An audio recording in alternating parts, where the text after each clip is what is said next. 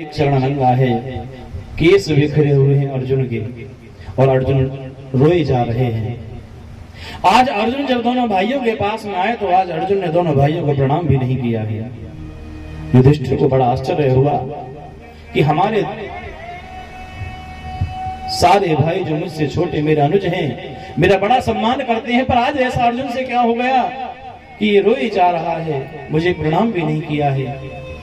युधिष्ठिर ने कहा, अर्जुन अरे बताओ ना क्या हुआ है, तुम क्यों रोए जा रहे हो? तुम्हें कोई दुख है क्या? कोई अपराध हो गया है क्या? कोई गलती हो गई है क्या? कहीं ऐसा तो नहीं कि तुमने बिना किसी बच्चों को भोजन दिए भोजन पा लिया हो? कहीं अगम्य स्त्री के साथ तुमने गमन तो नहीं कर लिया है? लेकिन फिर भी अर्जुन रोए जा रहे हैं। युधिष्ठिर ने कहा, अर्जुन तुम्हें मेरी सौगंध है, यदि तुम मुझे नहीं बताओगे तो मैं भी भैया रो दूंगा। तुम्हें मेरी सौगंध बताओ ना, हुआ क्या है?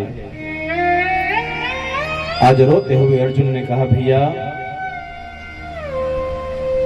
जिनकी छत्र छाया सदैव हमारे सिर पर रही, जिन गोविंद की कृपा से हमने महाभारत का युद्ध जीता, जिनकी कृपा से हम लाक्षा भवन से सुरक्षित बचे, और जिनकी कृपा से दुर्वासा जी के श्राप से हमें मुक्ति मिली, आज वही द्वारकाधीश का हाथ मेरे सिर पर नहीं था भैया।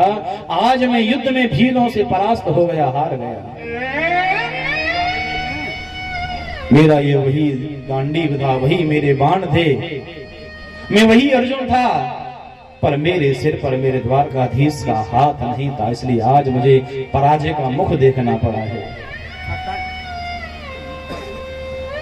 वंचितो हम महाराजा हरिणा बंधुरूपिणा, ये न मे पहृतं तेजो देव भीष्मापनं महा।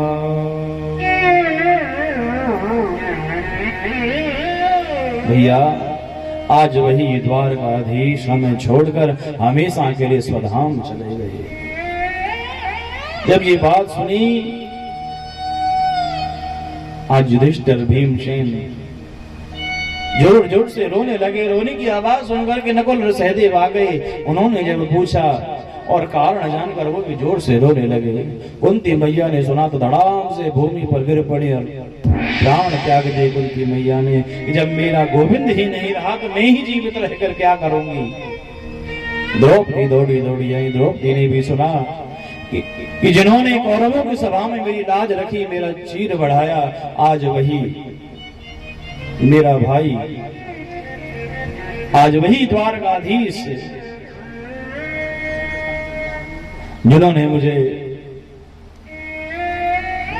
सदैव मेरी रक्षा की, मेरी लाज बचाई, आज वही द्वारकाधीश हमें छोड़ करके चले गए हैं। तो कुंती के जाने के बाद द्रौपदी कहने लगी, जब द्वारकाधीश ही नहीं रहे तो मैं भी रहकर क्या करूंगी। समस्त पांडवों ने कहा, द्रौपदी अब तुम ही नहीं, हम भी संसार में रहना नहीं चाहते हैं, हमें भी अब नहीं जीना है। पांचों पांडव और द्रौपदी स्वर्ग आरोहण की तैयारी करते हैं। नन्हे से परीक्षित को बुलाया, नन्हे से परीक्षित को राजगद्दी पर बैठाकर तिलक कर दिया, गद्दी उन्हें सौंपी, और आज पांचों पांडव द्रौपदी सहित उत्तराखंड में स्वर्ग आरोहण करते हैं। नन्हे से राजा बन गए हैं परीक्षित जी महाराज। परीक्षित जी महाराज शासन को चलाने लगे। एक दिन परीक्षित जी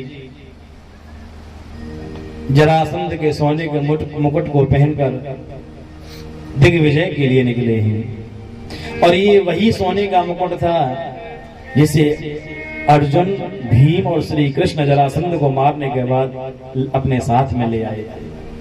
वो सोने का मुकुट आज पहली बार अपने सिर पर महाराज परीक्षित ने रखा है। दिग्विजय के लिए निकले, तभी उन्होंने क्या देखा कि काला कलूटा व्यक्ति एक गाय और बैल को बहुत जोर से पीट रहा है। जब बहुत जोर से पीट रहा है तो वो गाय बारंबार डकरा रही है, रंभा रही है, और जो बैल है उसके 3 पांव टूटे हुए हैं, केवल एक पांव से वो बैल खड़ा है। जब महाराज परीक्षित ने देखा, महाराज परीक्षित ने तुरंत रथ को रोका, रथ से नीचे उतरे और उस व्यक्ति से कहा, अरे व्यक्ति,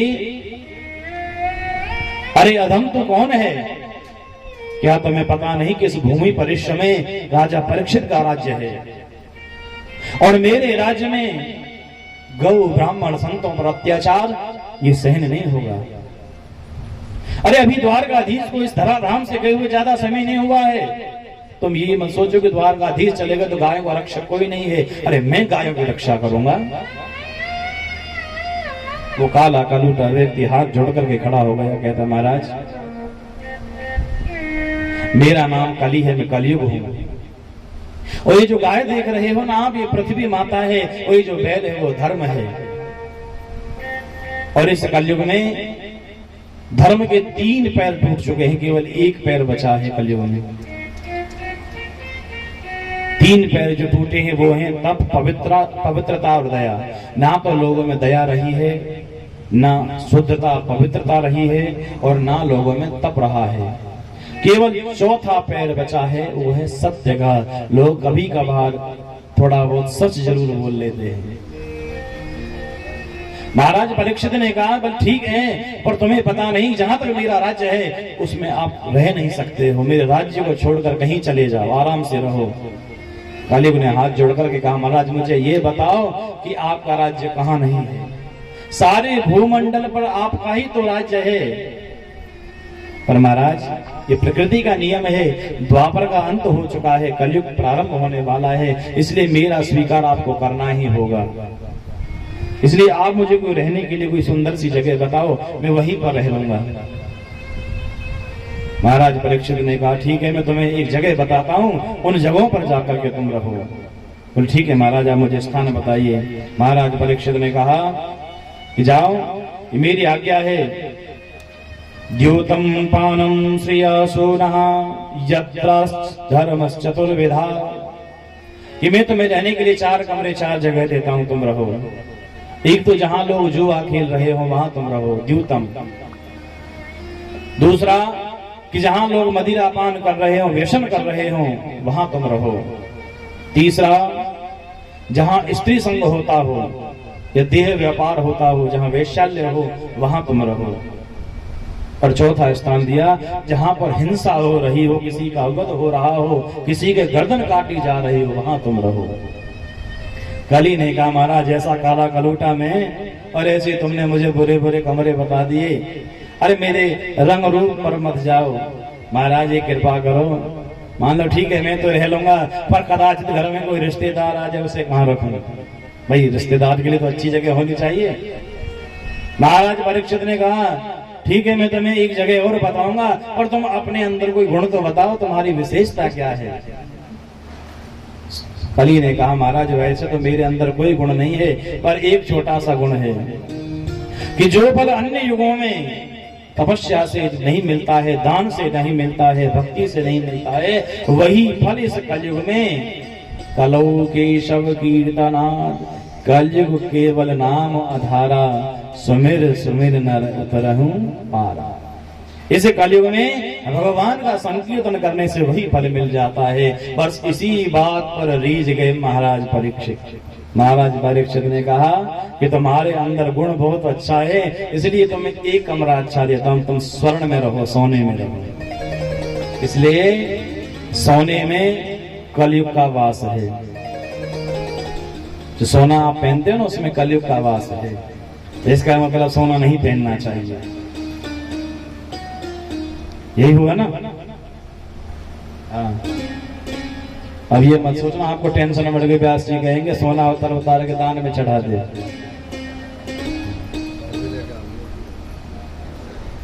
देखिए शास्त्र में लिखा है कि जो वस्तु भगवान को निवेदित कर दी जाए वो भगवान की प्रसादी बन जाती है। हम सुबह भोजन बनाते हैं, ठाकुर जी का भोग लगा देते हैं, तो वो प्रसाद बन जाता है, पर भोजन नहीं रहता है। ऐसी जब कथा समाप्त हो जाएगी, 8वें दिन भंडारा होगा, उस भंडारे को भोजन नहीं कहेंगे, उसको बोलेंगे प्रसाद। भंडारे की प्रसादी है। क्योंकि उसको ठाकुर जी का भोग लग चुका है। और जो वस्तु ठाकुर जी को समर्पित कर दी जाए वो ठाकुर जी की प्रसादी बन जाती है, फिर उसमें दोष नहीं रहता है। यदि आपको सोना पहनना है तो सोने के आभूषण बनवा करके पहले भगवान जी को समर्पित कर दो, ठाकुर जी के सामने रख दो, फिर उसमें दोष नहीं रहेगा, फिर वो भगवान की प्रसादी बन जाएगी। फिर उसे उठा करके आप स्वयं पहन लीजिए, फिर उसमें कोई दोष नहीं है। भले आप सोना पहनो या मत पहनो, फिर आपकी स्वेच्छा है।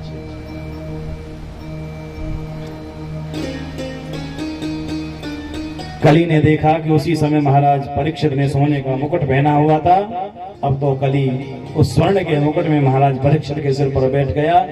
महाराज परीक्षित आकेट खेलते हुए समीक मुनि की कुटिया में पहुंच गए। कली सिर पर बैठा है इसलिए बुद्धि भ्रमित हो गई। बाहर से आवाज लगाई, कोई आश्रम में है, मुझे बहुत जोर की प्यास लगी है। पर समीक मुनि तो समाधि में बैठे थे।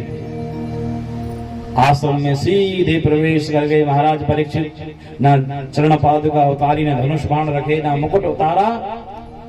बारंबार आवाज देते हैं, अरे महामुनि, अरे तुम क्यों समाधि का ढोंग बना करके बैठे हो? तुम शायद इसलिए बैठे हो कि राजा की सेवा ना करनी पड़ जाए। अरे तुम जानते हो राजा भी भगवान का रूप होता है। आज राजा तुम्हारे द्वार पर आया है, तुम ढोंग बना करके बैठे हो। लेकिन समीक मुनि फिर भी समाधि में थे। वहीं पर एक मरा हुआ सर्प पड़ा था। महाराज परीक्षित ने बाण की नोक से वो मरा हुआ सर्प उठाया और समीक मुनि के गले में डाल दिया। उन्हें महलों में लौट आए। समीक मुनि का एक बेटा था जिसका नाम था श्रृंगी। वो गंगा जी में स्नान कर रहा था। तभी उसके मित्रों ने जाकर के कहा, भैया श्रृंगी, अरे राजा परीक्षित ने तुम्हारे पिताजी के गले में मरा हुआ सर्प डाल दिया है। अब तो क्रोध के मारे थर थर कांपने लगा श्रृंगी। गंगा जी में से हाथ में गंगा जल ले लिया और आज राजा परीक्षित को साथ देने के लिए श्रृंगी तैयार हो जाता है और कहता है कि इति लंघित मर्यादम तक्षका सप्तमे हनि दक्षति स्म कुलांगारम चोदितो मे तद्रुदम। हे कुलांगार राजा परीक्षित, तुमने मेरे पिताजी का अपमान किया है, इसलिए मैं तुझे श्राप देता हूँ कि आज से 7वें दिन तक्षक सर्प के दंश से तुम्हारी मृत्यु हो जाएगी। श्राप देने के बाद दौड़े दौड़े श्रृंगी आश्रम में आए, पिताजी से गले मिलकर रोने लगे। जब गरम गरम आंसुओं का स्पर्श हुआ तो समीक मुनि की समाधि टूटी। उन्होंने अपने बेटे से रोने का कारण पूछा कि बेटा तुम क्यों रो रहे हो? श्रृंगी तो कुछ नहीं बोल पाया, पर उसके मित्रों ने कहा, गुरुदेव, राजा परीक्षित ने आपका अपमान किया था, आपके गले में मरा हुआ सर्प लटका दिया था, परंतु आप चिंता मत करो, आपके बेटे ने उन्हें दंड दे दिया है, उन्हें श्राप दे दिया है कि आज से 7वें दिन तक्षक सर्प के दंश से उनकी मृत्यु हो जाएगी। ये बात सुनकर के आज बहुत पछताने लगे। समीक मुनि कहते हैं, बेटा तुमने तो बड़ा घोर अनर्थ कर दिया है। अरे तुम नहीं जानते, क्योंकि कलयुग का प्रारंभ हो गया है। आज के बाद इस पृथ्वी पर राजा परीक्षित के जैसा राजा कोई और नहीं होगा, क्योंकि घोर कलयुग तपने वाला है। अपने शिष्यों से कहा कि जाओ और महाराज परीक्षित से कहना कि वो अपनी मुक्ति का उपाय कर लें। ऋषि कुमार दौड़े दौड़े आए, महाराज परीक्षित को प्रणाम करके कहा, महाराज हमारे गुरुपुत्र ने आपको श्राप दे दिया है कि आज से 7वें दिन आपकी मृत्यु हो जाएगी, आप अपनी मुक्ति का कोई उपाय कर लो। महाराज परीक्षित ने उसी समय राजसी वस्त्र छोड़ दिए, साधुओं का जैसा बाना ले लिया, कमंडल हाथ में लिया और अपने बेटे को राजगद्दी सौंप कर घर से निकल दिए। महाराज परीक्षित को जो भी कोई संत महात्मा रास्ते में मिलते हैं सभी से एक ही प्रश्न करते हैं कि गुरुदेव, मरण धर्मा प्राणी का क्या कर्तव्य है? जिसकी मृत्यु होने वाली उसे क्या करना चाहिए? इस संसार में किसकी पूजा करनी चाहिए, किसे प्रणाम करना चाहिए, वो बतलाइए। और जब कोई भी नहीं बताता है तो राजा परीक्षित आगे बढ़ते रहे। आगे बढ़ते बढ़ते गंगा जी के तट पर पहुंच गए। बहुत सारे संत वहां गंगा जी के तट पर पहुंचे। सबसे यही प्रश्न कर रहे महाराज परीक्षित कि मरण धर्मा प्राणी का क्या कर्तव्य है, पर कोई कुछ नहीं बोल पाया है। तभी एक आश्चर्य हुआ है कि तत्राद भगवद भगवान व्यासपुत्रो यदृच्छया कामकमानो नपेक्षा अलक्षलिंगो निजलाभतुष्टो भृतैश्च बालैरवधूत वेशा।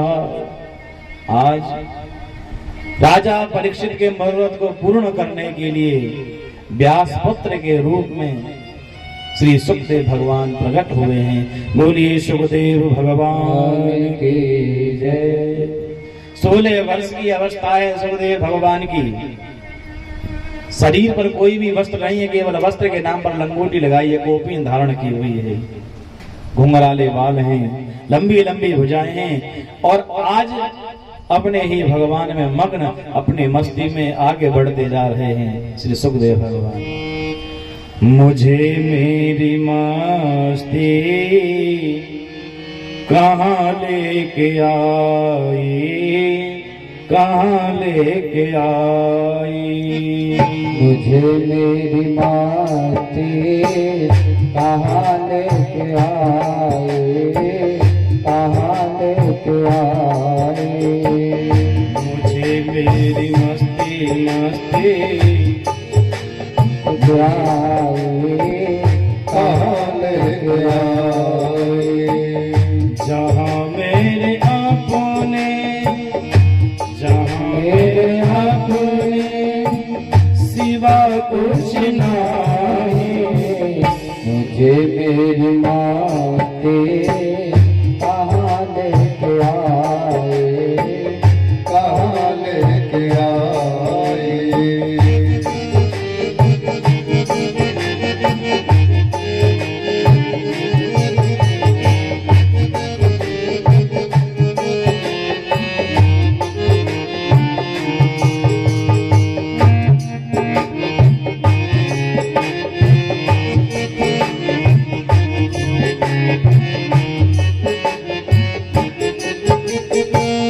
सुख है न दुख है, ना शोक कुछ भी। सुख है न दुख है, न शोक कुछ भी। अजब है ये मस्ती पिया कुछ नहीं है। अजब है ये मस्ती पिया कुछ नहीं। मुझे मेरी मस्ती कहाँ लेके आए, कहाँ लेके आए। जहाँ मेरे अपने सिवा कुछ नहीं। जहाँ मेरे अपने सिवा कुछ नहीं। मुझे मेरी मस्ती कहाँ लेके आए, कहाँ लेके आए।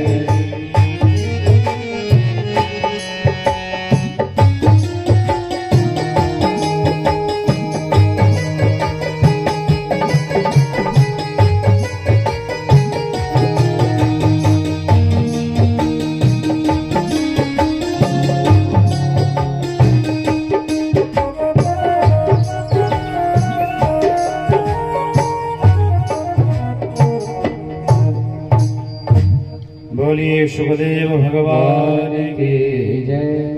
छोटे छोटे बच्चे सुखदेव भगवान के पीछे पड़े। नंगा बाबा आ गया, नंगा बाबा आ गया, लेकिन फिर भी सुखदेव भगवान अपनी मस्ती में आगे बढ़ते जा रहे हैं।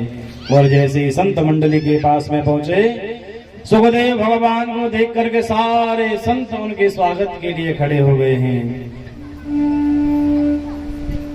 राजा परीक्षित ने देखा कि भले आयु में छोटे हैं, पर ये कोई साधारण संत नहीं है कि जिनकी सम्मान के लिए, जिनके आदर के लिए बड़े बड़े संत खड़े हो गए हैं। अब तो राजा परीक्षित खड़े हुए, दौड़ के गंगा जी पर गए। कमंडल में गंगा जल भरा है, दौड़े दौड़े आए हैं। सुखदेव भगवान के चरण धोए, उनका चरणामृत लिया, चरण वंदन किया और जैसे ही सुखदेव भगवान बैठे हैं तुरंत हाथ जोड़ के राजा परीक्षित ने कहा, गुरुदेव आप जैसे संतों का दर्शन बड़ा दुर्लभ है, क्योंकि आप गोदोहन काल से ज्यादा कहीं रुकते नहीं हैं। सुखदेव भगवान केवल एक जगह पर इतनी देर रुकते थे कि जितनी देर में एक गाय का दूध निकाला जाता है, बस इतनी देर। राजा परीक्षित ने कहा, गुरुदेव आपका दर्शन मिल गया, आपके चरणों का अमृत भी मिल गया, यदि आपकी वाणी का अमृत मिल जाए तो मेरा जीवन धन्य हो जाएगा। गुरुदेव मेरे केवल 2 ही प्रश्न हैं, मैं जानता हूं आप ज्यादा नहीं ठहरोगे, परंतु जाने से पूर्व मेरे दोनों प्रश्नों के उत्तर देते जाइए। मेरा पहला प्रश्न है कि मरण धर्मा प्राणी का क्या कर्तव्य है, जिसकी मृत्यु नजदीक हो उसे क्या करना चाहिए। दूसरा प्रश्न ये है कि संसार में कौन वंदनीय है, कौन पूजनीय है, कौन श्रवणीय है। मेरे इन दोनों प्रश्नों के उत्तर दीजिए। सुख करके सुखदेव भगवान से, और इसी के साथ प्रथम स्कंद को विराम। ये प्रथम वांग में पुष्प भगवान श्री हरि के श्री चरणों में समर्पित। बोले भक्त वत्सल भगवान की जय। सुखदेव भगवान आज बोलना प्रारंभ करते हैं।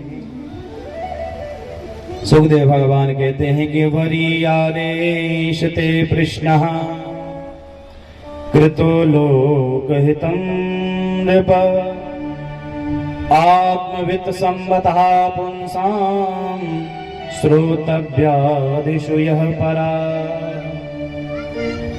ध्यान देना, देखिए जो दूधने की कथा होती है ना, दूधने की कथा ध्यान देने वाली होती है और ज्ञान की कथा होती है। यदि ध्यान से 2 दिन की कथा सुनोगे तो ही बुद्धि में बैठेगी, नहीं तो सिर के ऊपर से जाती है। 2 दिन की कथा बड़ी गूढ़ रहती है। और दूसरी बात कि अपने घर की कथा, इसलिए हम भजन भी लिमिटेड ही ले रहे हैं, जो जरूरी है वही लेते हैं। बाकी नाचना कूदना तो आप बोलो तो हम 2 घंटे पीछे कराते हैं, लेकिन हमारा उद्देश्य है कि हमारे घर की कथा अपनी कथा है, इसमें ज्यादा से ज्यादा आपको कथा का रहस्य समझाया जाए, आपको ज्यादा से ज्यादा कथा श्रवण कराएं। लेकिन फिर भी जो जरूरी होगा बीच बीच में आपको आलस्य ना आए, इसलिए भजन भी थोड़े थोड़े होते रहेंगे। देखिए हमारे अंदर जो भरा है ना वही बाहर निकलेगा। जो आपने भोजन किया है ना, डकार भी ऐसी आएंगी। आपने यदि लहसुन खाया है तो डकार भी लहसुन के जैसी आएंगी, और यदि आपने मूली के पराठे खाए हैं और डकार मारी तो फिर पड़ोसी भी परेशान। जो अंदर भरा है ना वही बाहर आएगा।